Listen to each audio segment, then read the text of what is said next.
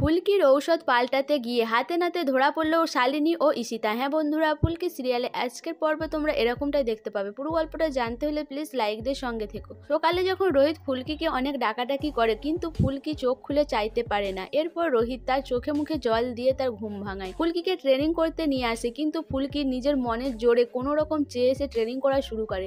এরপর রোহিত দেখে শুনে বলে যে ফুলকি থাক, আজকে আর কোনো প্র্যাকটিস করতে হবে না, মনে হচ্ছে তোমার শরীরটা অনেক দুর্বল, তুমি কি কালকে ভিটামিন ট্যাবলেটটা খাচ্ছ না? আর আমি বলছি আজকে থেকে ফল দুধ বেশি করে খাবে, কালকে কিন্তু ম্যাচ।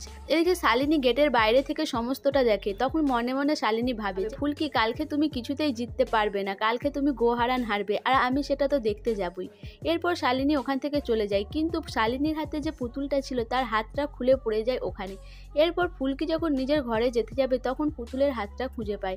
ফুলকি বলে এটা এখানে আসলো কি করে, এটা তো শালিনী ম্যাডামের পুতুলের হাত, এটা কেন এখানে? রোহিত বলে কে জানে, আমিও তো জানি না, আমিও তো এখানেই আছি তোমার সাথে। এরপর ফুলকির মনের মধ্যে একটা খটকা লাগে, বলে তাহলে কি ম্যাডাম এখানে এসেছিল আমি কি করছি সেটা দেখতে? কেন এসেছিল? তাহলে কি আমার সন্দেহটাই ঠিক, ম্যাডাম কি সুস্থ আছে? এইসব ভাবতে থাকে ফুলকি। এর পরের দিনেই ম্যাচ দেখানো হয়। ফুলকি বক্সিং করতে গিয়ে এনার্জি পায় না, সেটা রোহিত বুঝতে পারে। সে মাঝে মাঝে ঢলে পড়ে যায় কিন্তু রোহিত বলে যে থাক ফুলকি, তুমি এখান থেকে লক আউট করে নাও, তোমাকে আর খেলতে হবে না। কিন্তু ফুলকি বলে যে না, আমাকে খেলতেই হবে, আমার মুখের দিকে চেয়ে আছে অনেক লোক। এরপর ফুলকির প্রতিপক্ষ ফুলকিকে ঘুষি মেরে ফেলে দেয়। ফুলকি পড়ে গিয়ে তার স্যারকে দেখে, সেদিকে দেখতে পায় শালিনীকে দেখে ফুলকি বলে এটা আমি কি দেখলাম, শালিনী ম্যাডাম এখানে কি করছে, আমি ঠিক দেখছি তো?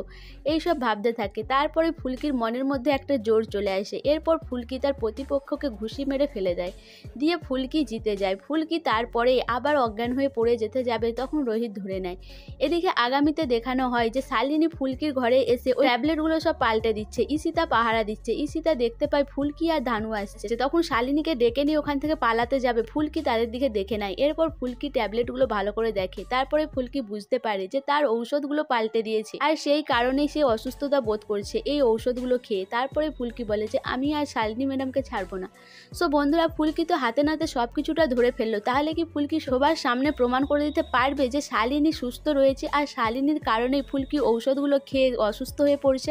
তোমাদের কি মনে হয় অবশ্যই আমাকে কমেন্ট করে জানাবে। আর আমার ভিডিওটা ভালো লাগলে প্লিজ সাবস্ক্রাইব করে দিও আর লাইক কমেন্ট শেয়ার